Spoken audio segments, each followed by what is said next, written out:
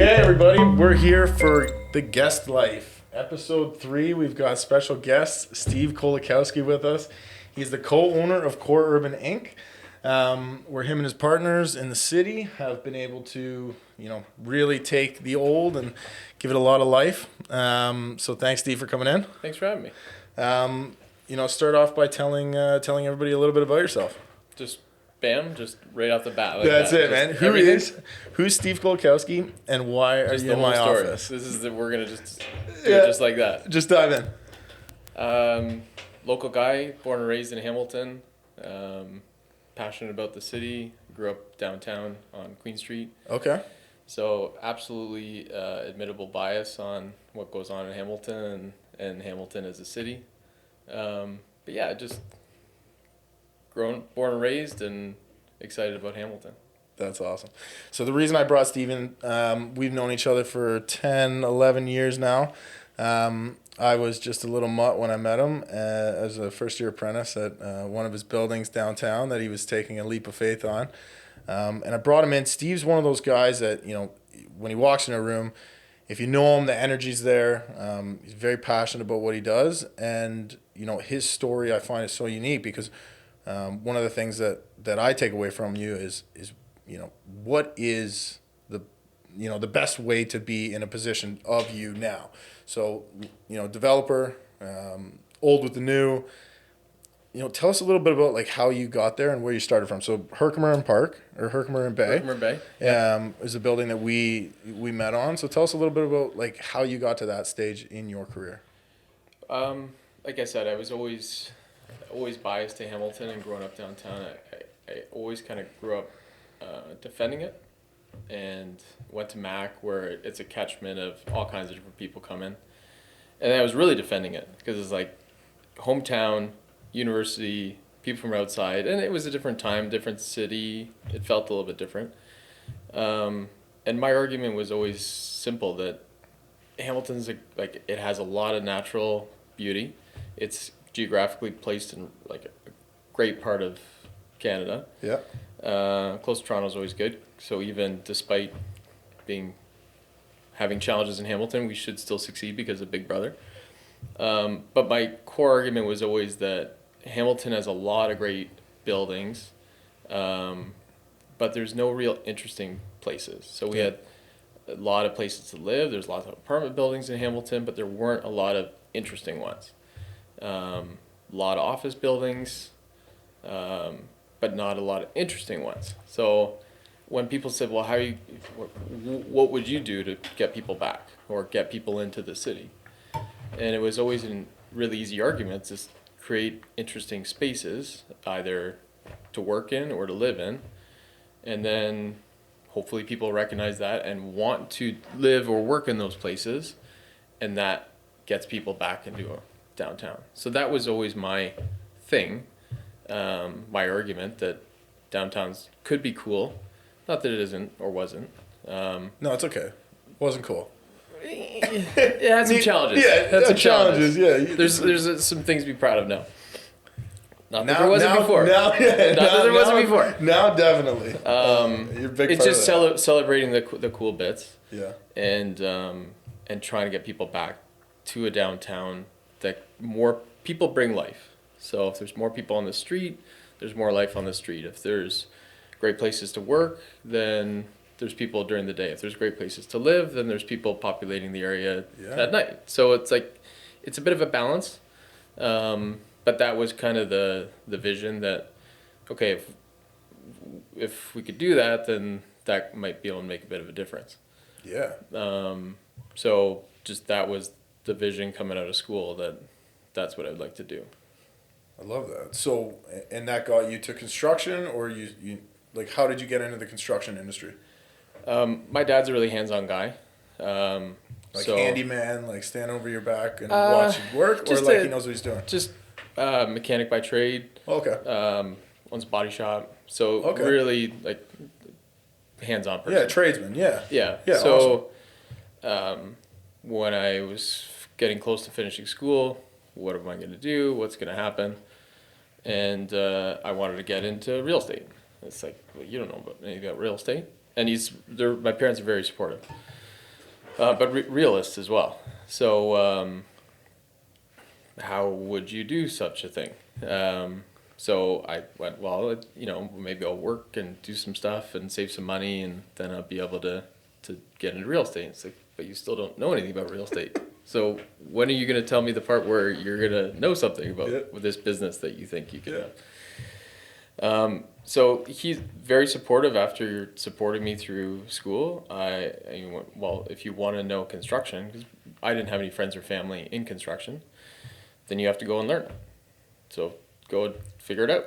Like, that's the only way. If you're going to be successful, you have to know what you're talking about. You can't just assume that other people are going to do it, and nobody's going to respect you if you can't do it yourself. Mm-hmm. So how can you ask somebody to do something if that thing is that you can't do yourself, or at least contribute a little bit in the conversation? I can't pretend that I can do what you could do, but we can have a conversation about it. For sure.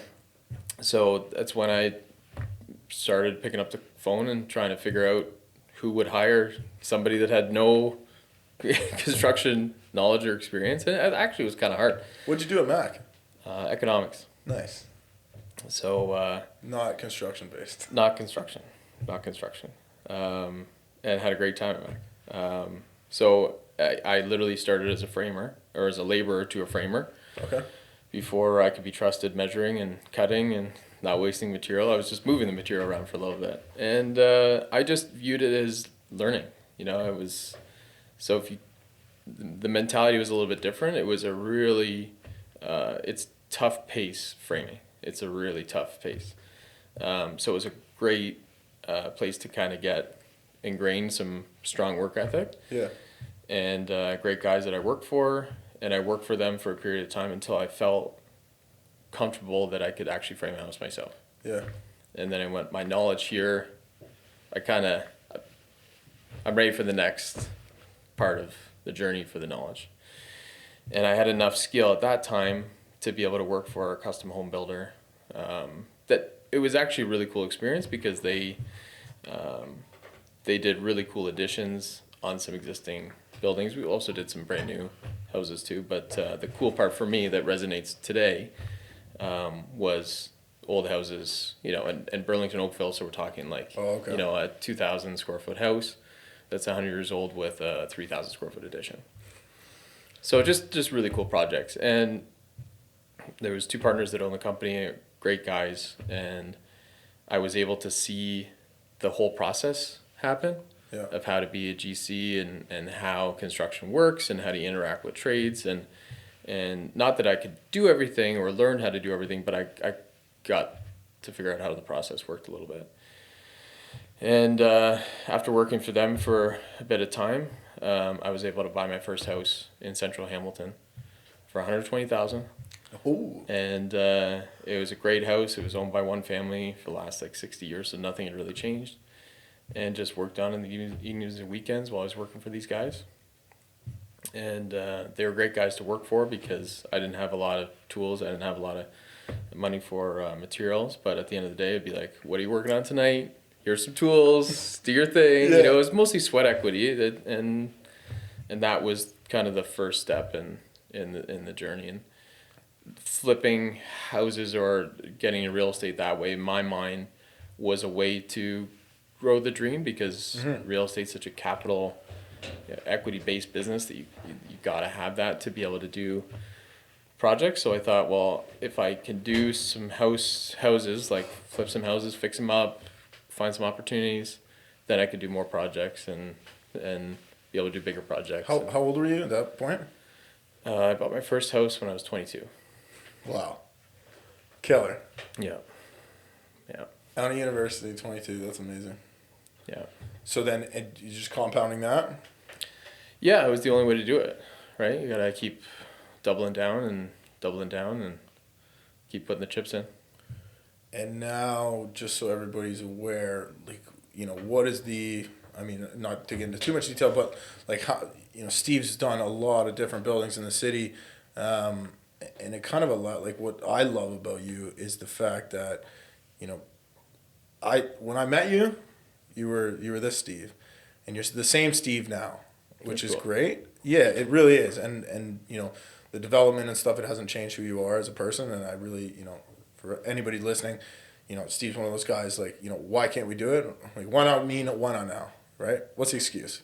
We can do anything. Let's do it. Yeah. So let me ask, like, what does risk mean to you?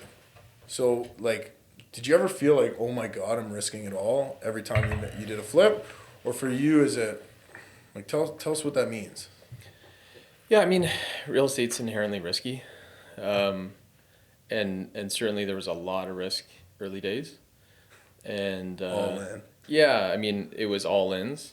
But I felt in control. Yeah. It was my own all ins. Yeah. So, if it was on me to make it work or not. And if I could control my destiny and just work hard, work through it, it should be okay. And worst case, it's money, Yeah. which hurts, but it's just recognizing that it was in my control. Try to control it. Try to mitigate the stress and the risk, and just the amount of time and energy you can put into it, just crush it. Yeah. And do every project. We try to have the same approach that just let's crush it. Let's do it. Like timelines, got to go fast. Time is our commodity. We can only do so many projects a year. So the faster we do them, there's more opportunity. Yeah. And it allows us to do more things, or the opportunity to do other projects, which is what we want to do.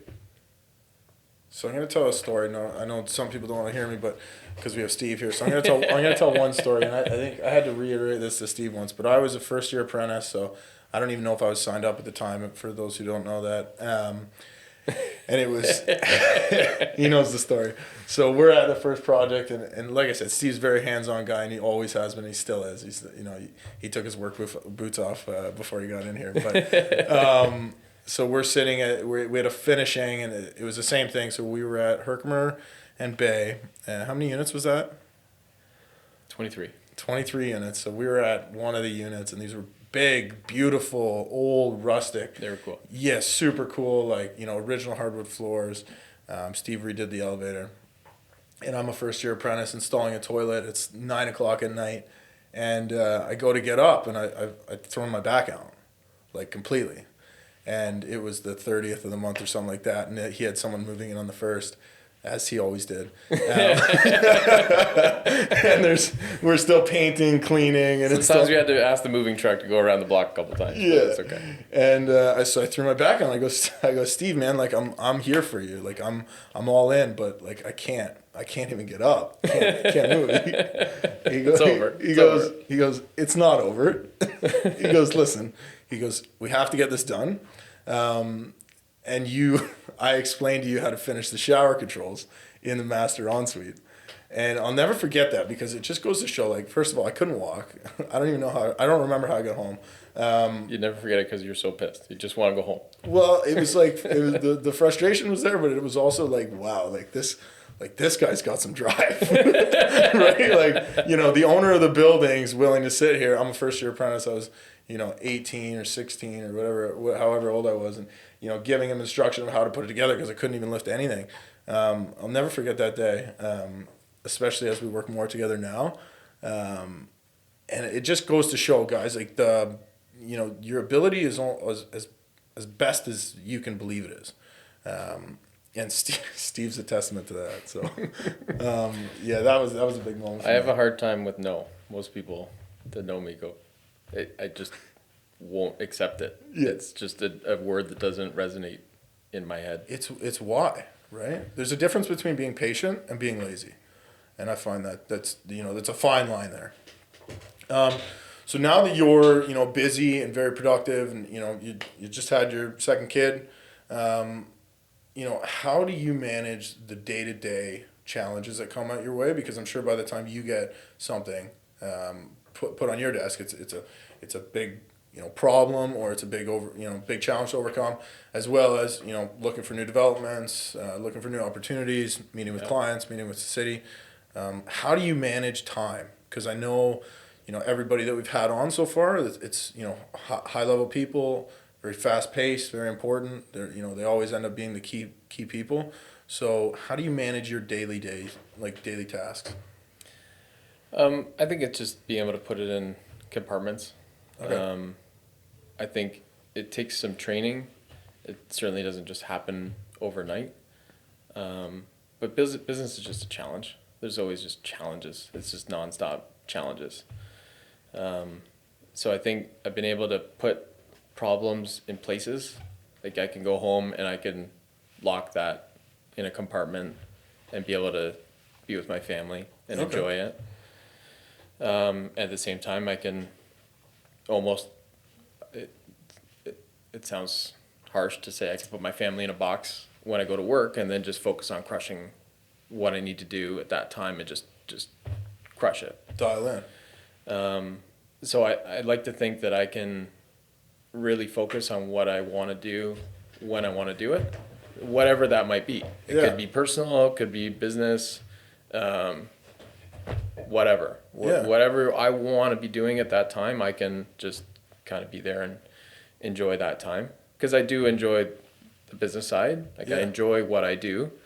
So I do want to be there and be present when I'm there, and I love being at home with my family. So it's just, I've been able to train myself to go put it in a box, and we're going to open this one, we're going to close that one.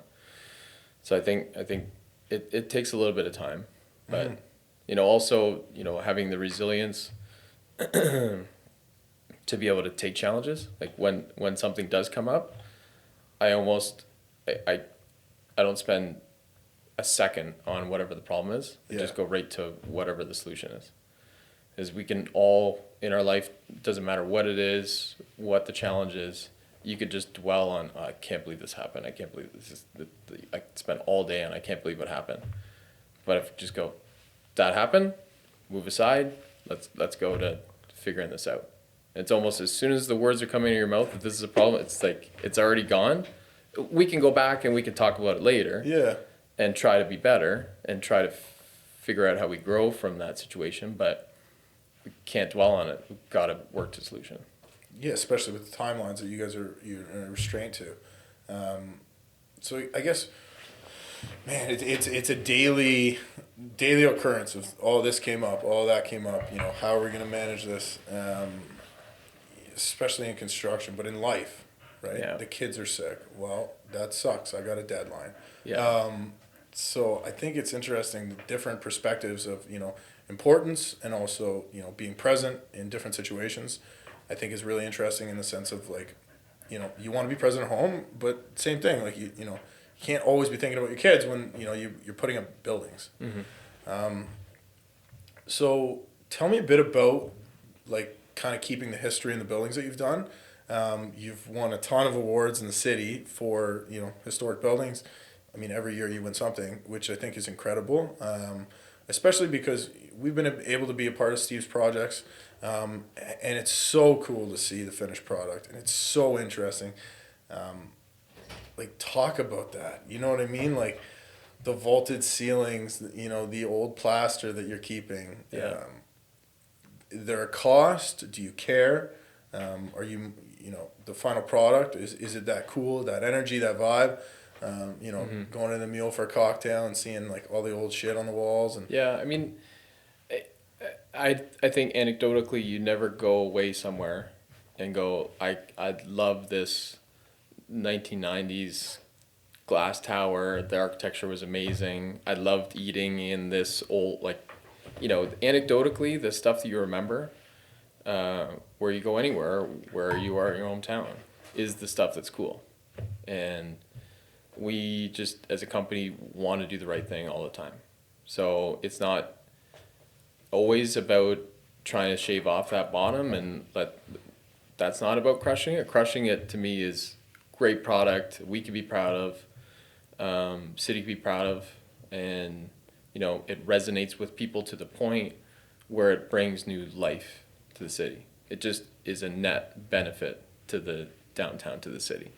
So that's what gets us excited, and then it makes the building successful. Yeah. But it, we'll sacrifice filling a building as quickly as possible for the right people, which Okay. is a little bit counterintuitive because Yeah. Hamilton's commercial vacancy is double digits. It's not like this is the best place to invest in commercial, like office space. Residential, it's great, but office space is still a challenge in Hamilton. But getting people there, getting it filled, makes a big difference to Hamilton.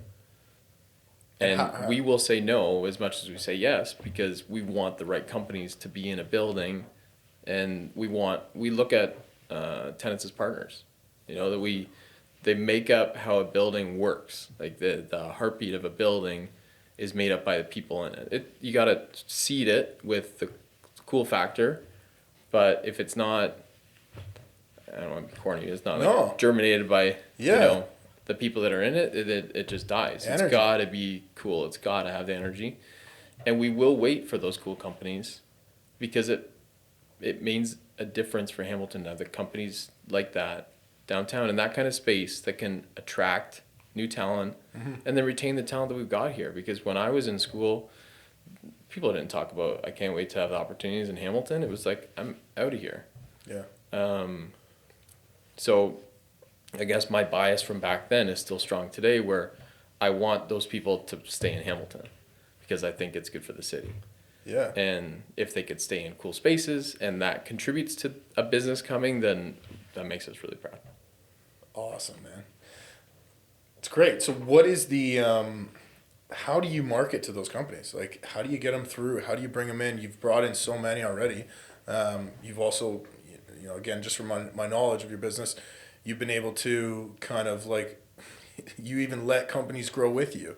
You know, if you guys know King William downtown, Steve's completely, you know, I was standing in a pit with him, and he was like, "Oh, you want to do this project?" And you know, now we've got the French there, Berkeley North, Frats. You know, just some beautiful buildings down on King William. So like, how do you market to those companies? How do you get the word out? How do you get the name out? And then obviously, like, you know, you're a relationship guy, and you're, you know, again, partners. We're all partners, and I think it's a great way to build this city. The way that, you know, it's always been building, you know what I mean. But as it develops and as it changes, I think that's so interesting. So how do you do that? I think it's trying to align the vision with the right people. You know, a lot of the times we'll actually go out to business owners in Hamilton that we think could benefit from being in one of our buildings. Okay. And now it's starting to be more and more people from the outside, that there's enough buildings that we have that there's a bit of scale that people say, whoa, that's a cool building, that's cool. I'd like to be in that one, I'd like to be that one. And they all end up being kind of from the same company. Yeah. And it is a way for people to find us. From outside, from inside, I think we do a really good job trying to stay with the local businesses and go, you could benefit if you're in this business or in this building, sorry. And trying to be really conscious that decisions that we can make can actually shape the city.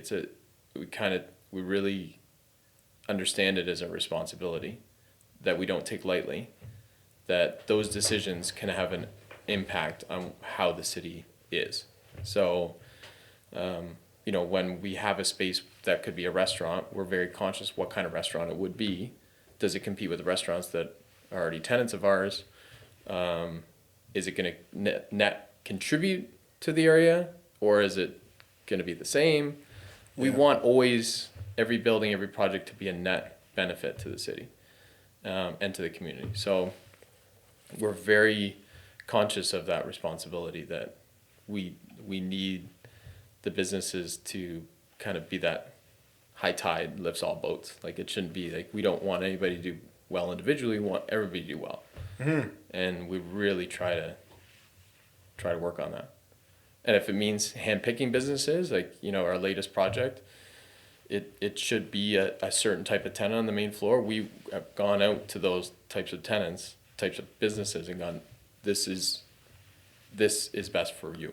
Are we allowed to say who's on your main floor of the new building? No, but it's gonna be cool. Yeah. Well, I know because we try really hard to and go. you know, For all the viewers on that, it's gonna be kick ass. it's gonna be cool. Yeah, it's gonna be really cool. So we'll wait until we can actually fulfill that. You know, if it means the building has to be vacant or a portion of it has to be vacant until we can make that vision a reality with the user, then we'll wait because the little bit short term will be so much better in the long term. Yeah, and it's a long game, real estate. Yeah. Yeah, and cities are long games. Yeah, so we try to look at everything as just doing the right thing. Like, how do we just do the right thing? And if we're not going to live in it or we're not going to work in it ourselves, we're probably not going to do it. Do you feel outside pressure? Like, you know, someone's holding a check. Hey, man, I really want to be in your building. I'm a tenant. You know, does that happen often, or you know, not so much? Like pressure to do something we don't want to do? Yeah, exactly. Not really. We just try to stick to our vision, and if they don't align, then that's okay. Yeah. It's not that I'm not a good person or Yeah, I don't yeah. like you. We just don't align. Yeah. And that's okay in my mind. But we try not to let outside pressures come in too much, and especially when there's growth and stuff's happening, we just want to even keel. Yeah. You know, like it's just hit singles and doubles. Doesn't have to be the one like home run that changes Yeah. all of downtown or changes our business. Just like be where we're at, keep going, keep making a difference. Awesome. And then, so you had a unique project recently where you purchased a building for the Salvation Army, correct? Yeah. To get them, you know, find them new space. Like, that blows me away that you're able to do that for such a great organization. It gives back to the city constantly. So you're able to keep them downtown where the users are. Well, not that the users aren't everywhere, but like tell us about There's a that. need. Like, There's a need downtown, right? yeah. Yeah, I mean, it comes from our business. We just always want to do the right thing. And Just explain. Can you explain just so I understand, but just the viewers they might not know what the situation was. so we purchased a building with the Salvation Army in it, and we wanted to redevelop it. And it was vacant except for the Salvation Army. It was a thrift store, so it was kind of like a value village. It's a place where people can buy stuff at a discounted price that had been used. So it's great for the community. And they're right downtown. But we wanted to redevelop the building, and we couldn't do it. Most of the buildings we do are so bad or so neglected that they need to be, it's not just pretty, it's like the way they work has to work. You know, it has to be a new version of itself, even though it might look old. So nobody could be in there while we're doing that. So we purchased the building when we were doing some other stuff. So there was lots of time for the Salvation Army to find another home. But they were struggling to try to find something, and not everybody thinks the Salvation Army is great like you and I or most people. But some landlords can be unusual. So they ended up finding the very perfect building downtown, and people didn't want to rent to them. So it was a little bit tricky because there was some moving parts. But long story short, the important part was that we were able to purchase the building, and it was a really cool deal because we just did it because it's the right thing to do. But from a karma perspective, it's awesome. They were so happy. Yeah. We weren't going to kick them out without them having a home. So it's self-serving because we wanted to get going and get working on this project. Yeah, which is totally fine. But we wouldn't do it without taking care of these people first. So the facility they're in now is way better. It's double the size. It's like brand new. It's one story, easily accessible. There's accessibility issues at the last building. There's parking, there's drop-off, donation area, like just everything is better about it. Yeah. And if you dropped it where you'd want to put it, it's better. Like it just, everything's better. So it was one of those deals that was a bit of a challenge, but what came out of it was just a win, you know, Awesome. like for everybody. It's just a really good thing. And sometimes when we're dealing with tenants or potential tenants or potential purchase that we're trying to work through a deal, we'll say, we want to meet with you. It's like, what? Why do you want to meet with us? Like, just go through a real estate agent. But we want to understand like how we can make this work. And sometimes people think that it's disingenuous, that we're trying to like backdoor it, or what are we up to? Yeah. It's really just like everybody it's okay for everybody to be part of it. It doesn't have to be somebody wins and somebody loses. Yeah. So if we could do that on every deal and just try to approach it like we're just trying to do the right thing, how do we make this work for you, work for us, that achieves our goals, achieves your goals, that's okay. It doesn't have to be all or nothing. But it's funny to watch sometimes. People are like, I don't understand why you want to meet with us. You know, you're just gonna kick us out, or why do you want to buy this building? Like, just There must be an angle. There's got to be an angle. It doesn't always have to be an angle. That's what they're thinking, right? We see that all the time. I think having humility is now more. It's becoming more normal. It's not these. I see it anyways. As not these high class business guys like just trying to cut everybody and make them bleed. Yeah. I think it's amazing what you're doing, like giving back to the community, getting involved, and caring. Yeah. Right. Not just let's get a new tenant in, let's fill the doors, get the rent. I mean, we meet with some people, and they'll talk about how great it is that they're cutting off the washing machine services to their tenants so they can kick them out and jack rents up. It's like that's not cool. I don't think that's cool. I think that's fucking heartless. Yeah. You're just being a dick. For no reason. So we are in the business of making buildings better in real estate, or developing buildings into something that inherently sometimes has a negative spin-off that could make things more expensive. Mm-hmm. And there's that word gentrification that comes out all the time, and we're really conscious of that because we don't want, of course we want to see the city grow and succeed and more people in it, but we don't want people to be left behind because of it. We just want it to be a net benefit. So we're really conscious that, we won't buy a building and go, this is the you know what the strategy is here? You kick everybody out and you do these things and, the rent's better. It's like, don't want to do that. Don't want to do that. Just want to do the right thing, want to be proud of it. And we're lucky because most of the buildings we buy are so shitty that nobody's living in it. Nobody's using it. It doesn't, they're that ugly. So it's usually easy to find our calling card. It's like, that's really ugly. That's probably their building. That's really kind of nice and sexy. That's might be their building too. So I love it. It's cool. So, man, it's just great to see what you're doing in the city and, really making an impact. So what advice would you give to someone, or even let's just say younger Steve, to kind of, give that motivation, give that drive, when everything's crumbling, everything's falling down? We know business is hard. I know, I've seen it in your face, I've had it on my face, where it's like, man, give me a break, Slapped. right? Yeah, slapped. So, I think now being in the position that you're in, you still get slapped, but you can handle it better. What advice would you give to someone that's going through something rough in business and challenging? Like, what's your advice? I think the challenge is a constant, so you're never gonna not have the challenge, and but I think you have to train yourself to relish in that challenge. Like it's all about enjoying the challenge. Like to me, when something's hard, mm-hmm. I almost get more joy out of it. It's almost a sickness. Like how do we make this harder? Like let's make this that much better by making it harder. Or, if a challenge is coming at me, it's like I said, wipe away what happened and just work towards solution. And like it takes some time to train yourself to be able to have that resilience, I think. And I think the resilience is probably the biggest thing that you need. It's like every day you need to be resilient.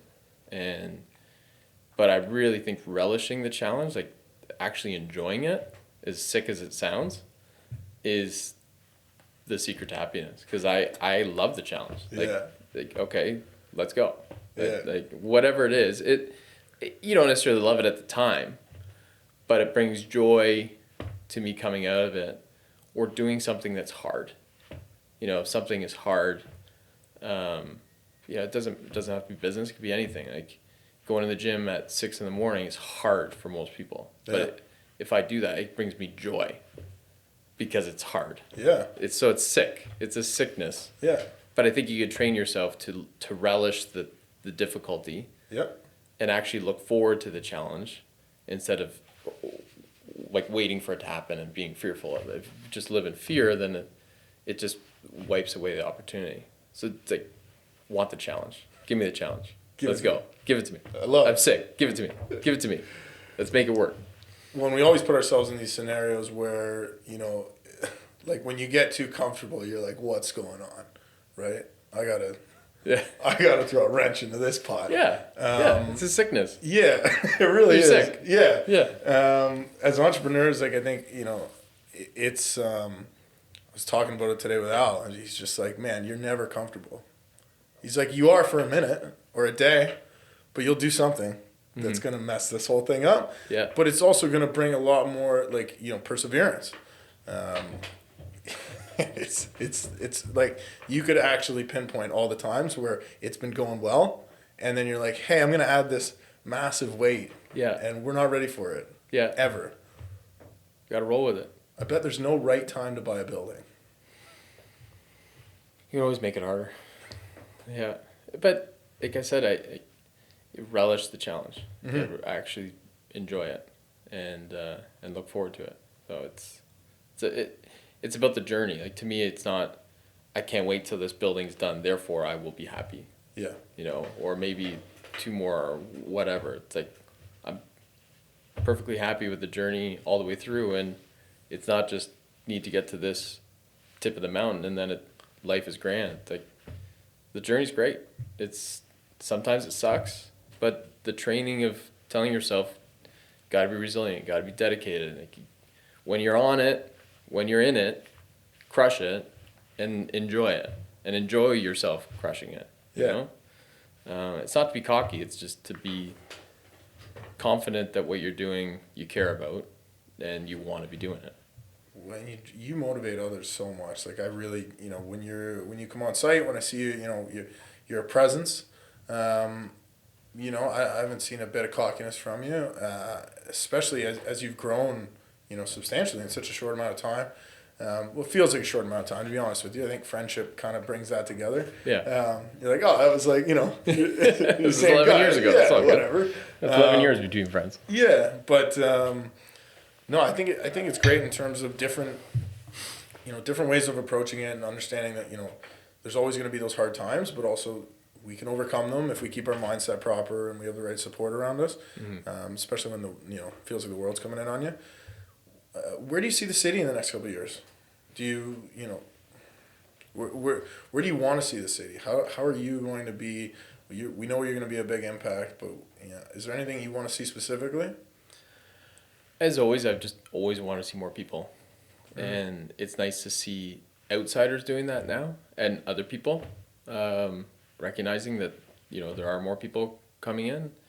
Like I said, when I was at Mac, like people were out, and now some of those same people are actually coming back and going, this is kind of cool. So I would love in the next couple of years that Hamiltonians, number one, continue to be proud of Hamilton, because for the longest time, people from Hamilton were almost more pessimistic about what was going on in the city than outsiders. But now people moving to Hamilton, I want people to recognize that it's kind of a cool place. And it doesn't have to be Toronto. It doesn't have to be anywhere else. It just could be its own thing. Yeah. And it could be cool, and we can appreciate what it is. So I would love to see more business in Hamilton, because I think more large developers are coming into Hamilton and building zillion-story towers that we just don't do. So I would love to be able to continue to build more opportunity for business to come to the city. Yeah. And more cool spaces that can facilitate more jobs, and that to me is really exciting. You know, we had our 10-year last year, and we just... Congratulations. Thank you. So yeah. we kind of went around to the different tenants and asked everybody, you know, what's your employee count? Because sometimes it's nice to take a step back and go, are we making an impact? How things are going? You know, visually it's cool, but we've got hundreds of tenants, and out of that, there's over 1,000 jobs in all the buildings Wow. that weren't there before. Yeah. So it's cool to take a step back sometimes and go, that's really cool. So that makes an impact, and if we could keep doing that, and you know, 5 years from now, there's 1,000 net new jobs or 1,000 jobs that are in these buildings, then that would be really cool. So more people downtown would be great. Yeah. And it just gives more life and more vibrancy. And if we could do that in a smart, thoughtful way, that's not going to take away advantages to other people, then that would be awesome. Amazing. That'd be cool. Man, thank you so much, Steve, for being on the show. It's incredible to have such a big impactful person, you know, come in and take the time on your day. I know you're very busy, but it's been an absolute blast. So thank you so much, guys. You can get at Steve at Core Urban, Core Urban Developments on online. We'll put everything in the bio. Yeah, thank you so much, man. It's a pleasure.